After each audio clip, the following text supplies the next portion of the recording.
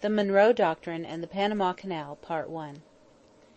No nation can claim rights without acknowledging the duties that go with the rights.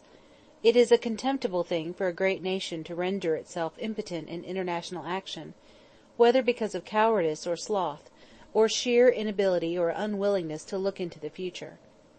It is a very wicked thing for a nation to do wrong to others.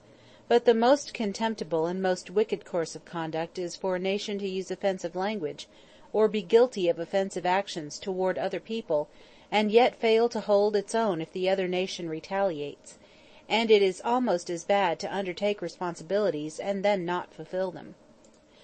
During the 7½ years that I was President, this nation behaved in international matters toward all other nations precisely as an honorable man behaves to his fellow men. We made no promise which we could not and did not keep. We made no threat which we did not carry out. We never failed to assert our rights in the face of the strong, and we never failed to treat both strong and weak with courtesy and justice. And against the weak when they misbehaved we were slower to assert our rights than we were against the strong. As a legacy of the Spanish War we were left with peculiar relations to the Philippines, Cuba, and Puerto Rico, and with an immensely added interest in Central America and the Caribbean Sea. As regards the Philippines, my belief was that we should train them for self-government as rapidly as possible, and then leave them free to decide their own fate. I did not believe in setting the time limit within which we would give them independence, because I did not believe it wise to try to forecast how soon they would be fit for self-government, and once having made the promise, I would have felt that it was imperative to keep it.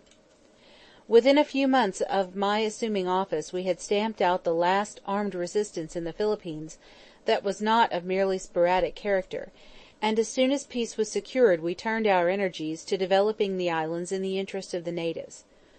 We established schools everywhere, we built roads, we administered an even-handed justice, we did everything possible to encourage agriculture and industry, and in constantly increasing measure we employed natives to do their own governing, and finally provided a legislative chamber. No higher grade of public officials ever handled the affairs of any colony than the public officials who in succession governed the Philippines. With the possible exception of the Sudan, and not even excepting Algiers, I know of no country ruled and administered by men of the white race where that rule and that administration have been exercised so emphatically with an eye single to the welfare of the natives themselves. The English and Dutch administrators of Malaysia have done admirable work, but the profit to the Europeans in those states has always been one of the chief elements considered, whereas in the Philippines our whole attention was concentrated upon the welfare of the Filipinos themselves, if anything, to the neglect of our own interests. I do not believe that America has any special beneficial interest in retaining the Philippines. Our work there has benefited us only as any efficiently done work performed for the benefit of others does incidentally help the character of those who do it. The people of the islands have never developed so rapidly, from every standpoint, as during the years of the American occupation. The time will come when it will be wise to take their own judgment as to whether they wish to continue their association with America or not. There is, however, one consideration upon which we should insist. Either we should retain complete control of the islands, or absolve ourselves from all responsibility for them. Any half-and-half course would be both foolish and disastrous. We are governing and have been governing the islands in the interests of the Filipinos themselves. If after due time the Filipinos themselves decide that they do not wish to be thus governed, then I trust that we will leave. But when we do leave, it must be distinctly understood that we retain no protectorate, and above all, that we take no part in joint protectorate, over the islands, and give them no guarantee of neutrality or otherwise, that in short we are absolutely quit of responsibility for them, of every kind and description. The Filipinos were quite incapable of standing by themselves when we took possession of the islands, and we had made no promise concerning them. But we had explicitly promised to leave the island of Cuba, had explicitly promised that Cuba should be independent. Early in my administration that promise was redeemed. When the promise was made, I doubt if there was a single ruler or diplomat in Europe who believed that it would be kept. As far as I know, the United States was the first power which, having made such a promise, kept it in letter and spirit. England was unwise enough to make such a promise when she took Egypt. It would have been a capital misfortune to have kept the promise, and England has remained in Egypt for over 30 years, and will unquestionably remain indefinitely, but, though it is necessary for her to do so, the fact of her doing so has meant the breaking of a positive promise and has been a real evil. Japan made the same guarantee about Korea, but as far as can be seen there was never even any thought of keeping the promise in this case, and Korea, which had shown herself utterly impotent either for self-government or self-defense, was in actual fact almost immediately annexed to Japan. We made the promise to give Cuba independence, and we kept the promise. Leonard Wood was left in as governor for 2 or 3 years, and evolved order out of chaos, raising the administration of the island to a level, moral and material, which it had never before achieved. We also, by treaty, gave the Cubans substantial advantages in our markets. Then we left the island, turning the government over to its own people. After 4 or 5 years a revolution broke out, during my administration, and we again had to intervene to restore order. We promptly sent thither a small army of pacification. Under General Barry, order was restored and kept, and absolute justice done. The American troops were then withdrawn and the Cubans re-established in complete possession of their own beautiful island, and they are in possession of it now.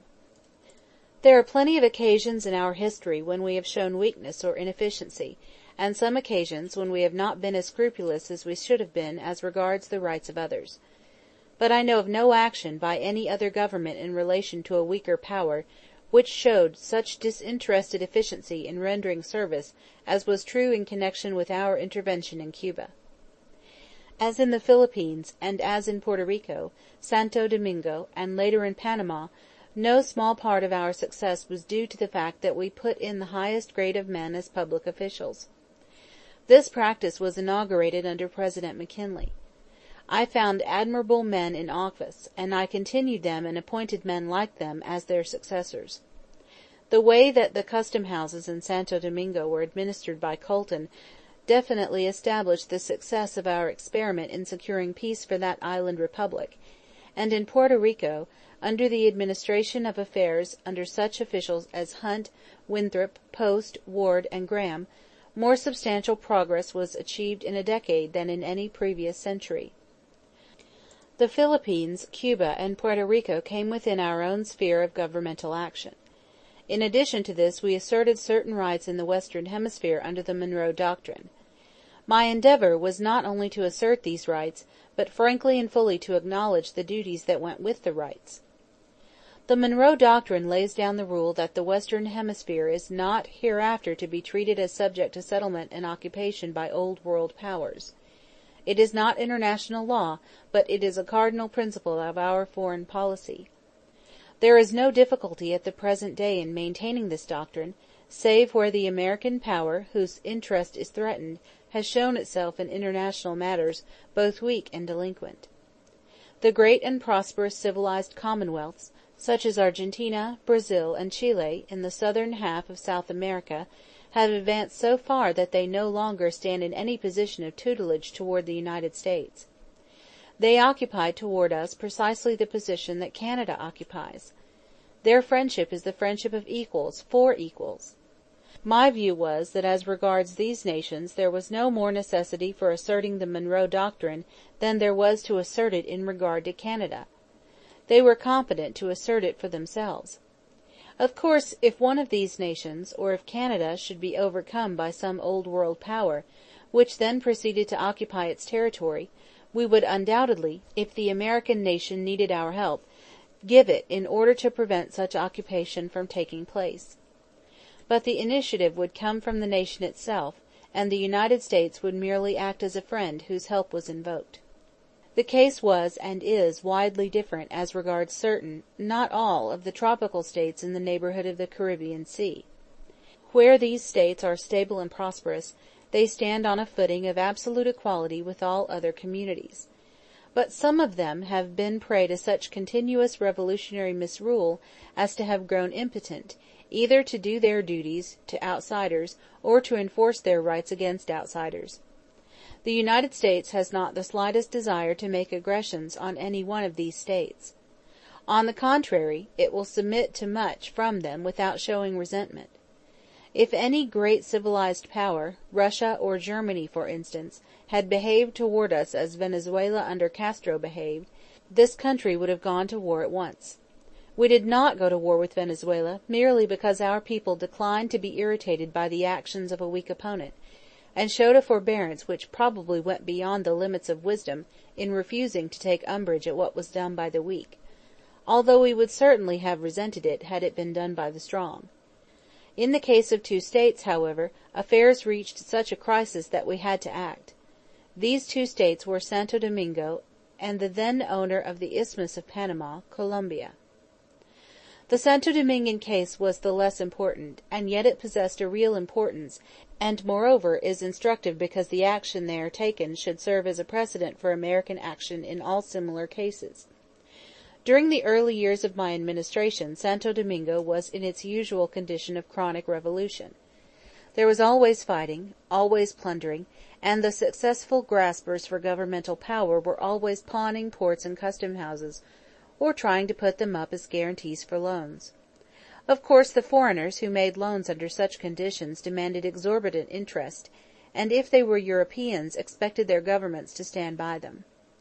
So utter was the disorder that on one occasion when Admiral Dewey landed to pay a call of ceremony on the President, he and his party were shot at by revolutionists in crossing the square, and had to return to the ships, leaving the call unpaid. There was default on the interest due to the creditors, and finally the latter insisted upon their governments intervening. 2 or 3 of the European powers were endeavouring to arrange for concerted action, and I was finally notified that these powers intended to take and hold several of the seaports which held custom houses. This meant that unless I acted at once I would find foreign powers in partial possession of Santo Domingo, in which event the very individuals who, in the actual event, deprecated the precaution taken to prevent such action, would have advocated extreme and violent measures to undo the effect of their own supineness. 9/10 of wisdom is to be wise in time, and at the right time, and my whole foreign policy was based on the exercise of intelligent forethought and of decisive action sufficiently far in advance of any likely crisis to make it improbable that we would run into serious trouble.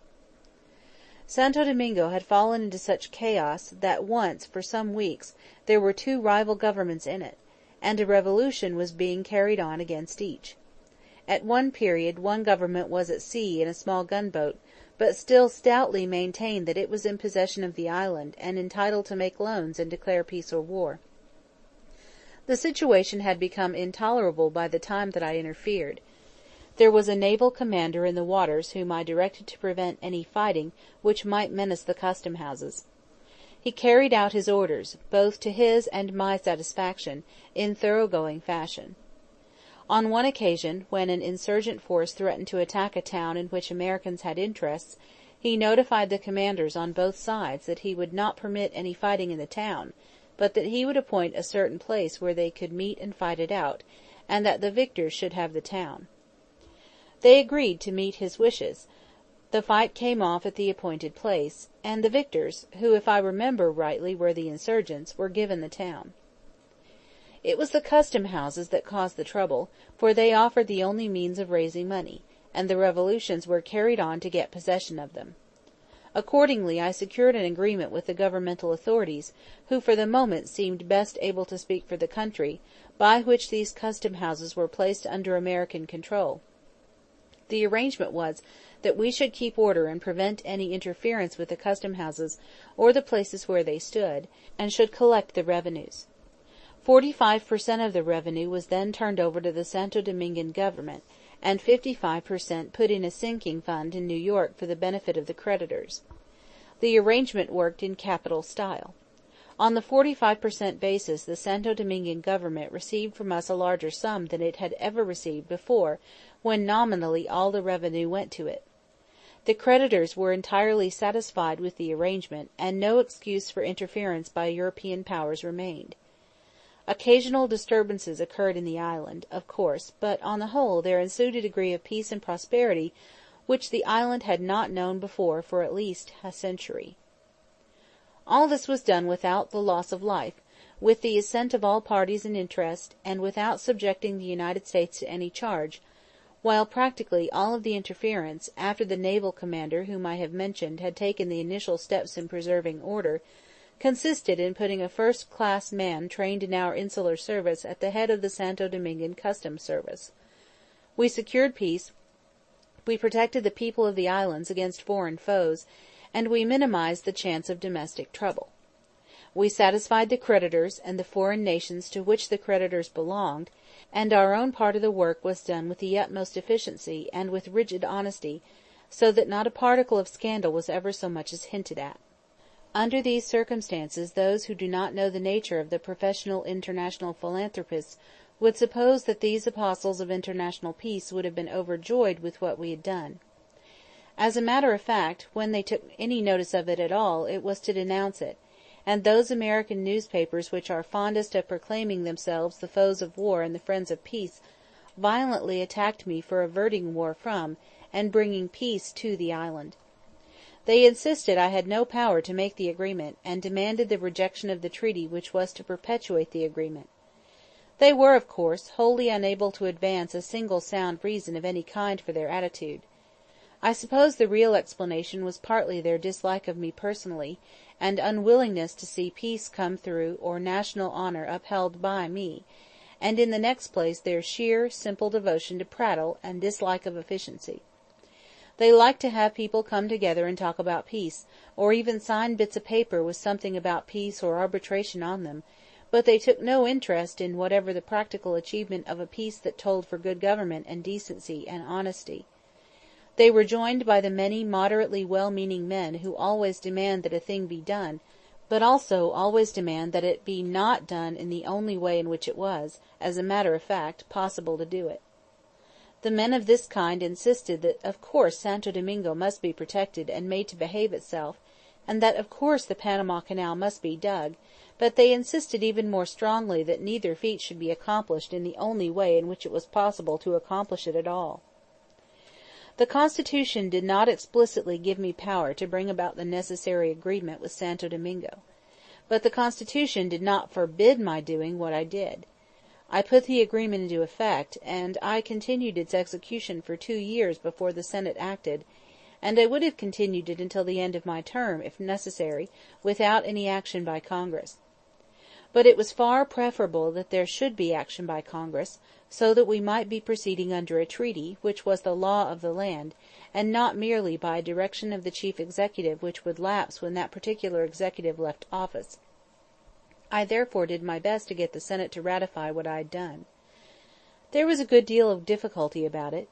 With the exception of 1 or 2 men like Clark of Arkansas, the Democratic senators acted in that spirit of unworthy partisanship which subordinates national interest to some fancied partisan advantage, and they were cordially backed by all that portion of the press which took its inspiration from Wall Street, and was violently hostile to the administration because of its attitude towards great corporations.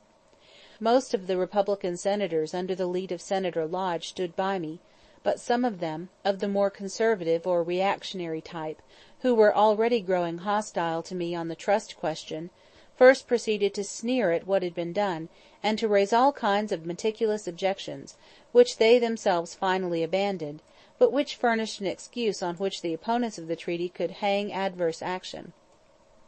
Unfortunately, the senators who were the most apt to speak of the dignity of the Senate, and to insist upon its importance, were the very ones who were also most apt to try to make display of this dignity and importance by thwarting the public business. This case was typical. The Republicans in question spoke against certain provisions of the proposed treaty. They then, having ingeniously provided ammunition for the foes of the treaty, abandoned their position, and the Democrats stepped into the position they had abandoned.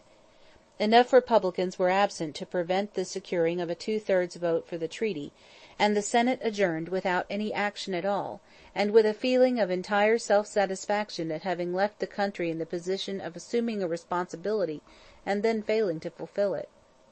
Apparently the senators in question felt that in some way they had upheld their dignity. All that they had really done was to shirk their duty.